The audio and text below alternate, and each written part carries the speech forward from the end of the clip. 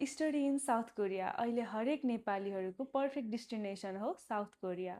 किनभने एकदमै affordable फीमा highly develop south कोरियामा तपाईँले आफ्नो स्टडी अगाडि बढाउन सक्नुहुन्छ।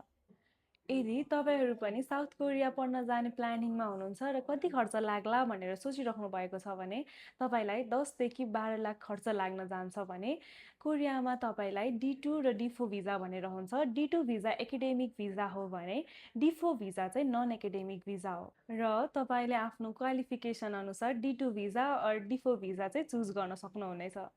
यदि तपाईँ इङ्ग्लिस थर्ड प्रोग्राममा जाँदै हुनुहुन्छ भने तपाईँले आइएल्स त गर्नु नै पर्ने हुन्छ र तपाईँलाई ल्याङ्ग्वेज आउँछ, कोरियन ल्याङ्ग्वेज आउँछ र तपाईँले पढ्नुहुन्छ भने पनि एकदमै बेस्ट भइहाल्यो। हाम्रो केआइसी बागलुङमा आइएल्स क्लासेसहरू धमाधम सुरु भइसकेको छ। तपाईँहरू पनि इन्ट्रेस्टेड हुनुहुन्छ भने हजुरहरू चाहिँ जोइन हुन सक्नुहुन्छ। For more details and information please do visit KIC Baglung. उनी होइन त साथीहरू, केआइसी सँगै केआइसी क्यानाडा अस्ट्रेलिया हुन्छ बेलायत नि